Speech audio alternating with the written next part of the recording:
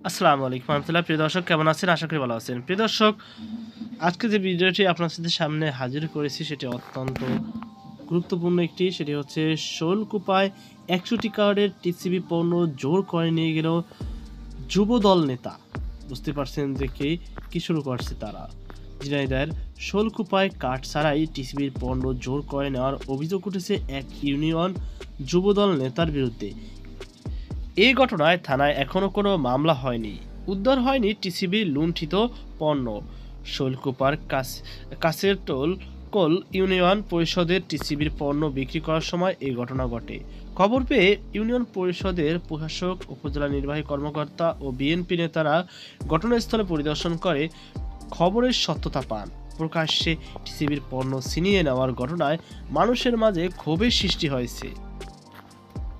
প্রত্যক্ষদর্শী সূত্রে জানা গেছে, মঙ্গলবার সকালে কাছেরকোল ইউনিয়ন পরিষদের সামনে টিসিবির পণ্য বিতরণের সময় ইউনিয়ন যুবদলের আহ্বায়ক জুলিয়াস লোকজন নিয়ে জোরপূর্বক ১০০টি কার্ডের বিপরীত টিসিবির পণ্য নিয়ে যান।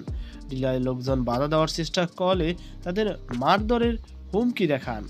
শোলকুপা উপজেলার সমাজসেবা কর্মকর্তা ও ইউনিয়ন প্রশাসক মোহাম্মদ শরীফ উদ্দিন জানান, টিসিবির ডিলারের কাছ থেকে যুবদলের আহ্বায়ক জুলিয়াসের নেতৃত্বে অন্তত ১০০টি টিসিবির পণ্য নিয়ে গেছে, কিন্তু বুধবার পর্যন্ত টিসিবির মাল ফেরত কিংবা টাকা দেয়নি। পরে তিনি ইউএনওকে ঘটনাটি অবহিত করেন বলে জানান। টিসিবির ডিলার মেসার্স সাব্বির এন্টারপ্রাইজ কর্তৃপক্ষ জানায়, হুট করেই জুলিয়াসের লোকজন এসে ১০০টি কার্ডের পণ্য জোরপূর্বক নিয়ে চলে যায়। বিষয়টি তিনি ইউনিয়ন বিএনপি সভাপতি ও উপজেলা প্রশাসনকে ঘটনাটি জানিয়েছেন।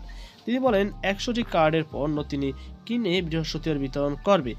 তবে যুবদল নেতা জুলিয়াস ১০০টির পণ্যের দাম পাঠিয়ে দেওয়ার কথা বলেছিল, কিন্তু এখনও টাকা পাঠায়নি। অভিযোগের বিষয়ে যুবদল নেতা জুলিয়াস বলেন, ঘটনাস্থলে সিসিটিভি ক্যামেরা আছে, ক্যামেরার ফুটেজে যাচাই করুন। আমি ঘটনাস্থলে যাইনি, কে বা কারা টিসিবির পণ্য নিয়ে গেছে আমি কিছুই জানি না। রাজনৈতিক প্রতিপক্ষ আমাকে ফাঁসানোর জন্য এরকম অভিযোগ তুলছে বলে তিনি দাবি করেন। কাছেরকোল ইউনিয়ন বিএনপির সভাপতি জামাল উদ্দিন বলেন, ঘটনা শোনার পর তিনি ঘটনাস্থলে গিয়েছেন। জুলিয়াস মালগুলো ফেরত দিতে চেয়েছিল, এখন পর্যন্ত ফেরত দিয়েছে কিনা জানি না। তিনি বলেন, ব্যক্তির দায় দল বহন করবে না।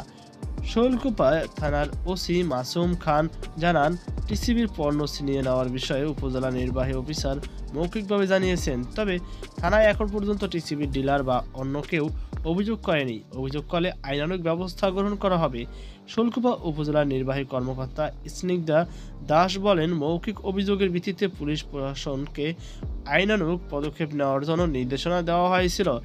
এখনও কোনো আইনগত পদক্ষেপ গ্রহণ করা হচ্ছে না, তা আমি খতিয়ে দেখছি। তিনি আরও জানান, টিসিবির মালামাল ফেরত বা সমপরিমাণ টাকা ডিলারকে দিয়েছে কিনা তা আমি জানি না, তবে ডিলার ১০০ কার্ডের বিপরীত যে পণ্য হয় তা কিনে বৃহস্পতিবার বিতরণ করবেন বলে জানিয়েছেন। তো প্রিয় দর্শক, এই ছিল আমাদের সর্বশেষ আপডেট। সকল আল্লাহ হাফেজ।